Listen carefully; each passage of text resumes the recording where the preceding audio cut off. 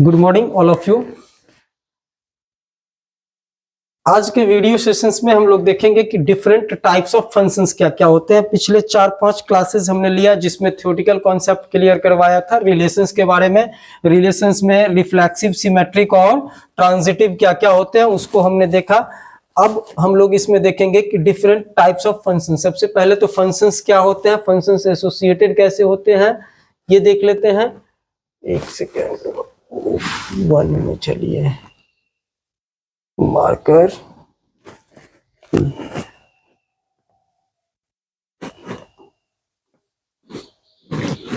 काम कर रहा।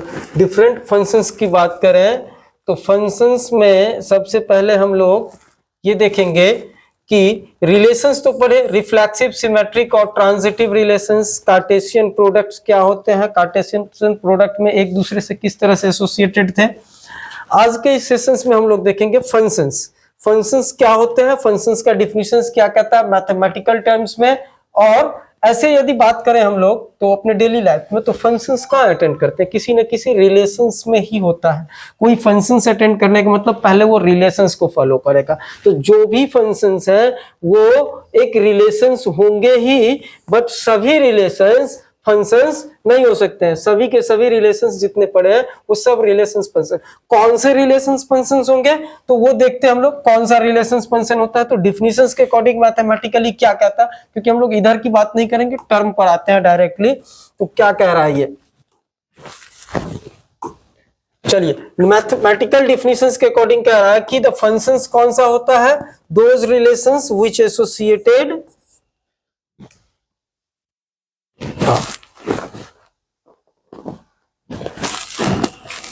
a function f from a non-empty set x to another non-empty set y।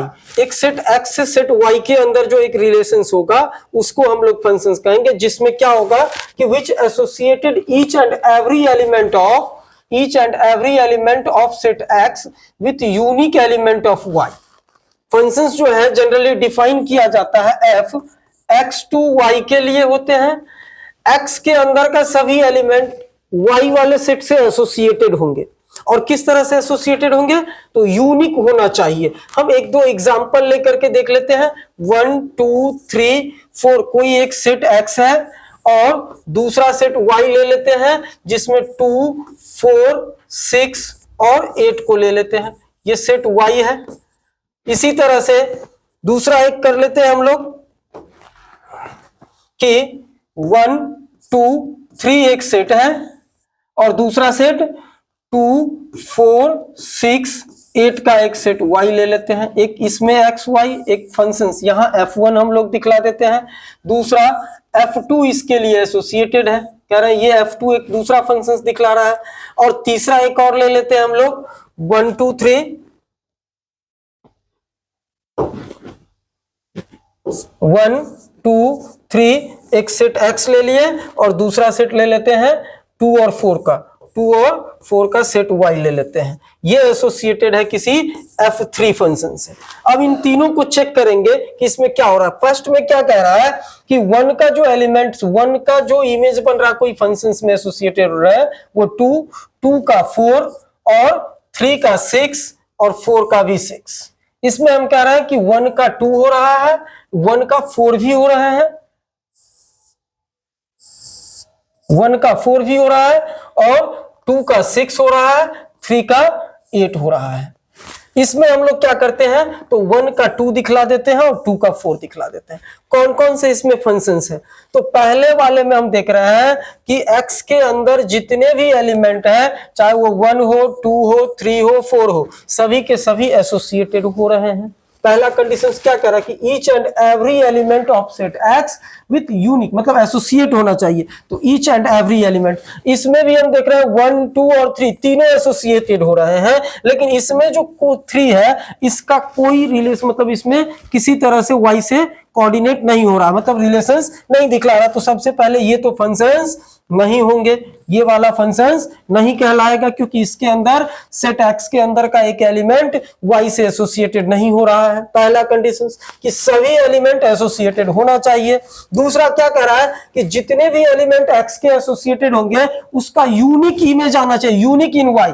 तो Y में देखो 1 के लिए 2, 2 के लिए 4, 3 के लिए भी एक ही और 4 के लिए भी 6 ही आ रहे हैं, यूनिक हो रहे हैं। लेकिन इसमें हम देखें तो 1 के लिए यूनिक नहीं है, 2 भी है और 4 भी है। तो जब यूनिक नहीं है तो इस केसेस में ये भी हमारा क्या होगा, फंक्शंस नहीं कहलाएंगे। तो फंक्शंस होने के लिए एक्स के अंदर के जितने भी एलिमेंट हैं उन सभी का कोई ना कोई इमेज वाई में आना चाहिए। इतना ही नहीं, यूनिक आना चाहिए। एक बार एक जो आ गया वो दो नहीं, इसके अंदर आने वाले किसी एक भी एलिमेंट का दो इमेज कभी नहीं फॉर्म हो सकता। अब ये इमेज प्री इमेज क्या होते हैं उसको भी हम लोग क्लियरली समझ लेते हैं। नेक्स्ट हमारा वही चीज कह रहा है कि इमेज एंड प्री इमेज क्या होते हैं फंक्शंस में। तो फंक्शंस किसको कहेंगे ये बात कंडीशंस में ध्यान रखना है। फिर हम लोग देखिए इमेज को समझने के लिए हम एक सेट ले लेते हैं 1 2 3, एक सेट ए है और दूसरा ए टू बी से एसोसिएटेड है जिसमें ए बी और सी ले लेते हैं और ये बी सेट्स हैं। इन दोनों के बीच में जो एसोसिएशंस है वो हम कुछ इस तरह से दिखला देते हैं, 1 ए से और 2 जो है सो बी से और 3 भी बी से हो रहे हैं। तो क्या देख रहे हैं, 3 का यूनिक, 1 का भी यूनिक। इसमें फर्स्ट सेट में आने वाले जितने भी एलिमेंट्स हैं इमेज, ये क्या कहलाएंगे, pre image. Image of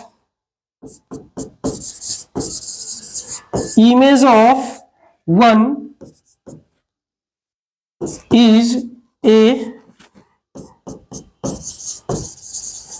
image of 2 and 3 is 2 का भी और 3 का भी, दोनों का इमेज क्या हो रहा है, बी हो रहा है। सेट वाई के अंदर यानी बी वाले सेट के अंदर सी किसी से एसोसिएटेड नहीं है, कोई दिक्कत नहीं। हम क्या बोलते हैं, सेट एक्स का सभी एलिमेंट एसोसिएटेड होना चाहिए। तो ये एक फंक्शंस तो है और फंक्शंस में दो डिफरेंट वैल्यू का इमेज सेम हो रहा है। तो 2 डिफरेंट एलिमेंट का सेम इमेज हो सकते हैं बट 2 डिफरेंट इमेज नहीं हो सकता है। नहीं, प्री इमेज अलग अलग नहीं हो सकते। किसी एक का प्री इमेज, एक का प्री इमेज हम लोग pre image of A is, pre image A का प्री इमेज क्या हो रहा है हमारा, 1 है। 1 ए किसका इमेज है, नहीं। फिर इसी तरह से प्री इमेज ऑफ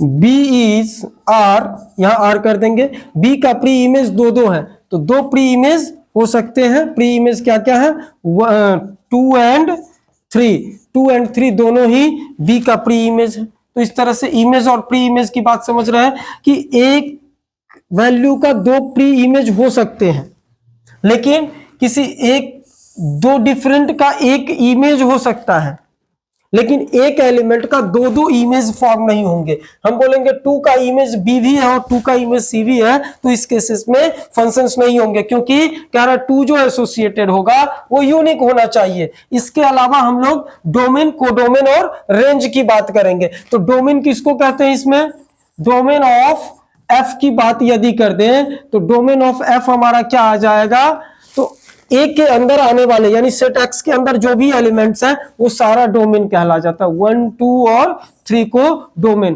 को डोमेन किसको बोलेंगे,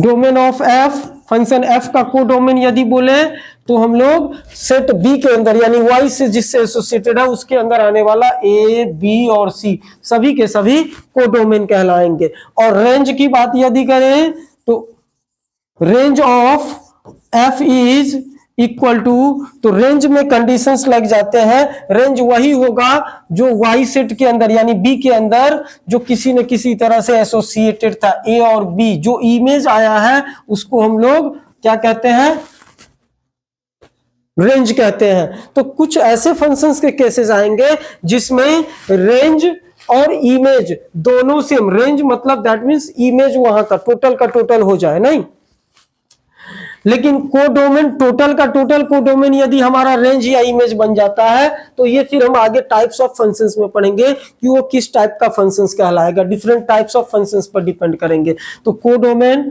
डोमेन एंड रेंज को यदि हम लोग समझ रहे हैं तो आगे बढ़ते हैं। इसमें एक चीज और करके देखते हैं, एक एग्जाम्पल लेकर के देखते हैं और उसमें समझते हैं कि किस तरह से सॉल्व होगा। ये सामने एक क्वेश्चन है ऊपर में, क्या कह रहा है क्वेश्चन में,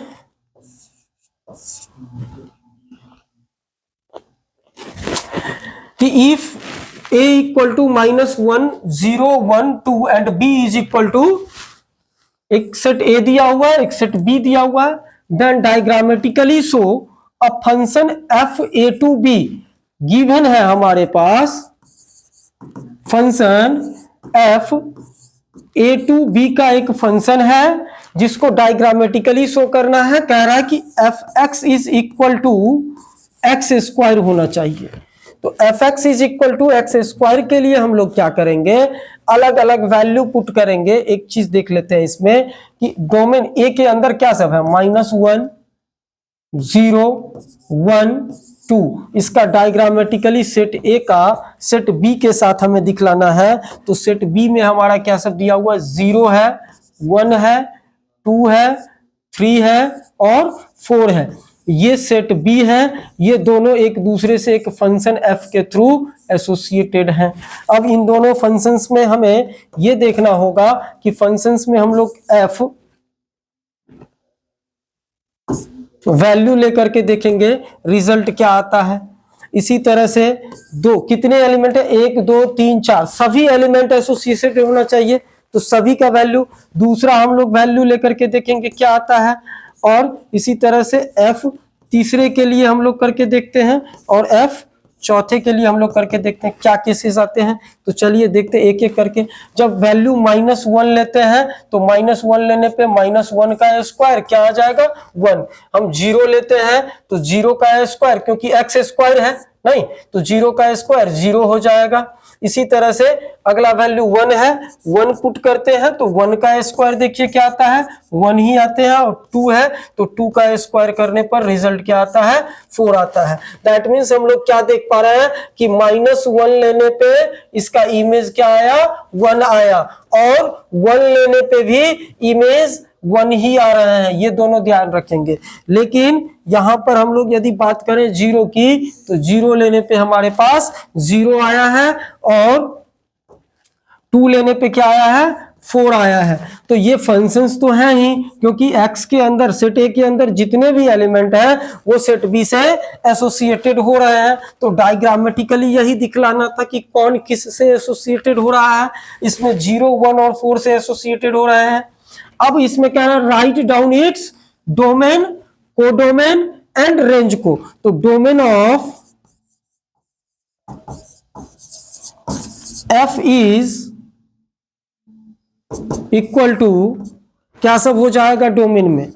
तो डोमेन में देखिए क्या सब हो जाते हैं। डोमेन हम सेट ए वाले को कहते हैं, जो जितना था वो सभी आ जाएंगे। तो सेट ए में हमारा -1 0 1 और 2 आ जाएंगे। इसी तरह से कोडोमेन की बात करें, को domain of f is,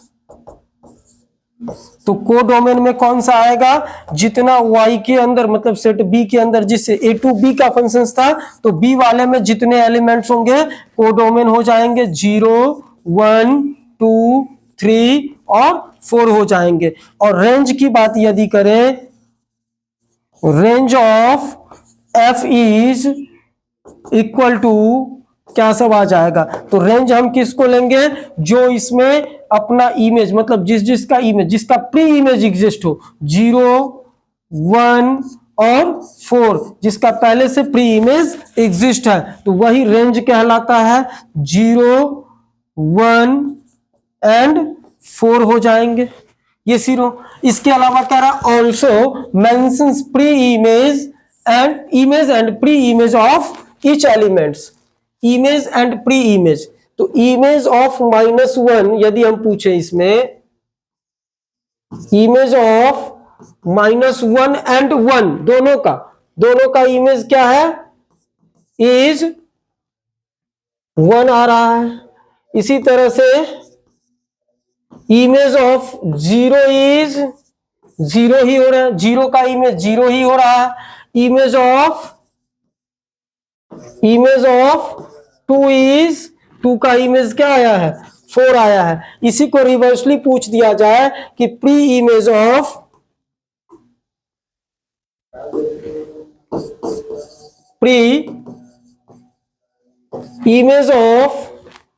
0 is 0, 0 का प्री इमेज तो 0, pre image of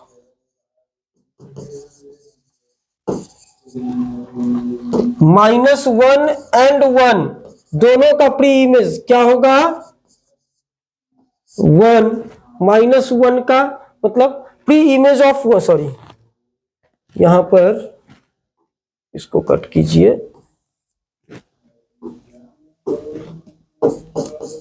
pre image of 1 are क्या सब होगा, 1 का प्री इमेज, तो 1 का प्री इमेज हमारा क्या है, -1 भी है और 1 भी है, -1 एंड 1 हो जाएंगे। प्री इमेज ऑफ 4 इज 4 का प्री इमेज 2 होगा। बोलेगा कि 2 का pre image does not exist. ऐसा कोई एलिमेंट हो सकता है किसी फंक्शंस में जिसका प्री इमेज एग्जिस्ट नहीं हो, लेकिन ऐसा कोई भी एलिमेंट नहीं होगा सेट ए के अंदर जिसका इमेज वाई के अंदर यानी सेट बी के अंदर एग्जिस्ट नहीं होना चाहिए। सबका कोई ना कोई इमेज एग्जिस्ट होगा ही, एक यूनिक इमेज। सो इस तरह से हम लोग रिलेशंस फंक्शंस की बात को, फंक्शंस को कवर करते हैं। फिर हम लोग देखते हैं, आगे बढ़ेंगे नेक्स्ट वीडियो सेशंस में कि डिफरेंट टाइप्स ऑफ फंक्शंस क्या होते हैं। तो ये हम लोग इसको